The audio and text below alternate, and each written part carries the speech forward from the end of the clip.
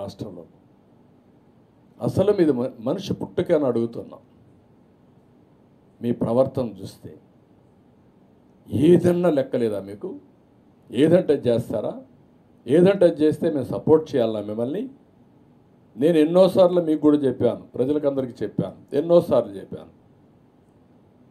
ఒక వ్యక్తి నేరస్తుడు, అందులో కూడా కరుడు గట్టిన నేరస్తుడు, రాజకీయ ముసుగులో ప్రజల్ని మోసం చేయడం కోసం వచ్చినప్పుడు ఒక పేపర్ పెట్టుకొని, ఒక టీవీ పెట్టుకొని విషయాన్ని దింపుతూ అబద్ధాలని సత్యాలను చేయాలని ప్రయత్నం చేసే పరిస్థితి వచ్చినప్పుడు చాలా ప్రమాదం ఉంటుంది. అందుకని నేను ఎస్కోబార్ కూడా చెప్పాను ఏం చేశాడని.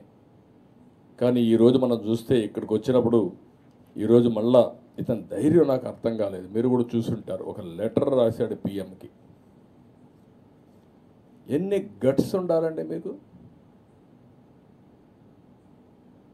మొత్తం దేశమంతా ప్రపంచమంతా హిందువులు కుతకుతలాడుతూ ఉంటే ఇంకా నువ్వు అబద్ధాలతో అసత్యాలతో లెటర్ రాసి ఎదురుదాడి చేసే పరిస్థితికి వచ్చావంటే ఎవడిచ్చాడు నీకు ఈ అధికారం? ఏమనుకుంటున్నారు మీరు?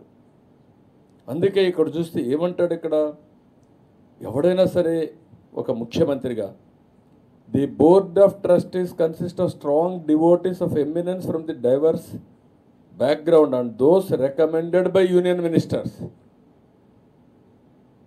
and chief ministers of other states as well. This has been the practice for several decades. It is noteworthy that some of the current members of the TTD board are also affiliated to the BJP as well. Board members ఏం చేస్తారండి? ఎవరిని వేసావు నువ్వు ఈవోని? ఏ service అయినా ఎక్కడి నుంచి వచ్చాడు? మీరందరూ ఒకటి గుర్తుపెట్టుకోవాలి, వెంకటేశ్వర స్వామి దగ్గర హిందూ సాంప్రదాయ ప్రకారం ఇంట్లో ఎవరైనా చనిపోతే 1 year వెళ్ళాం, అది అపచారం. మా తండ్రి చనిపోయాడు, నేను సీఎంగా ఉన్నా, వెళ్ళలేదు 1 year. నేను బ్రహ్మోత్సవానికి కూడా పోయినట్లేదు ఆ సంవత్సరం.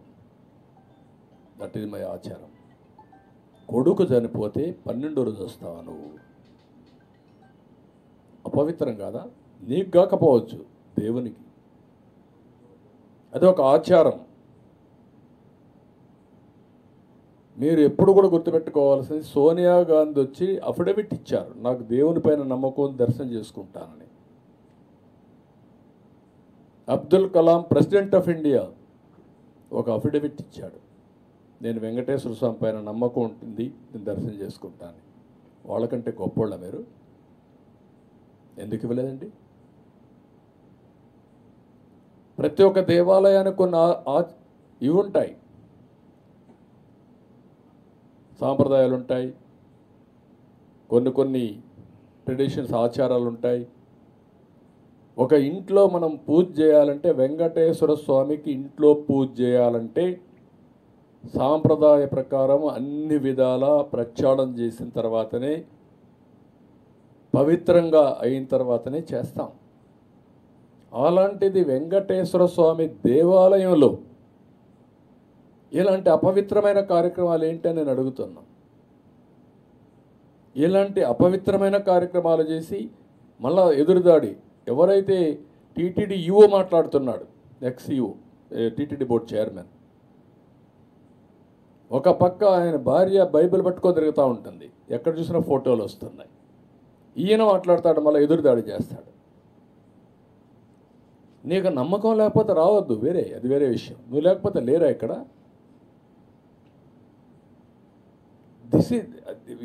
ఏ విషయంలో టీటీడీ బోర్డు చైర్మన్ సైడ్ నుంచి అప్పుడు భూమాన కరుణాకర్ రెడ్డి ఆయన కూతురు పెళ్ళి క్రిస్టియన్ సాంప్రదాయ ప్రకారం చేశాడు, ఆయన టీటీడీ బోర్డు చైర్మన్.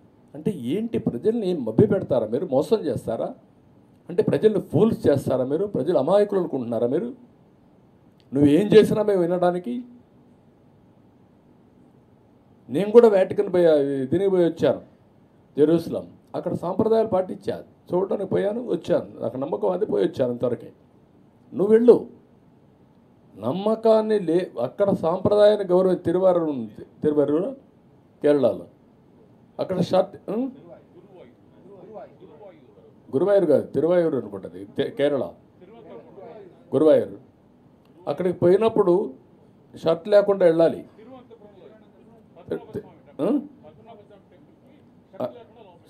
షర్ట్ లేకుండా వెళ్ళాలి, వెళ్తారు. దట్ ఈస్ దర్ సాంప్రదాయం. ఒక్కొక్క టెంపుల్కి ఒక్కొక్క సాంప్రదాయాలు ఉన్నాయి. వెంకటేశ్వర స్వామి దగ్గరికి వస్తే ఒక సాంప్రదాయం, శ్రీశైలం పోతే ఇంకొక సాంప్రదాయం. ఆ సాంప్రదాయాలు గౌరవిస్తేనే మనం పోవాలి. అట్లా కాకుండా నేనే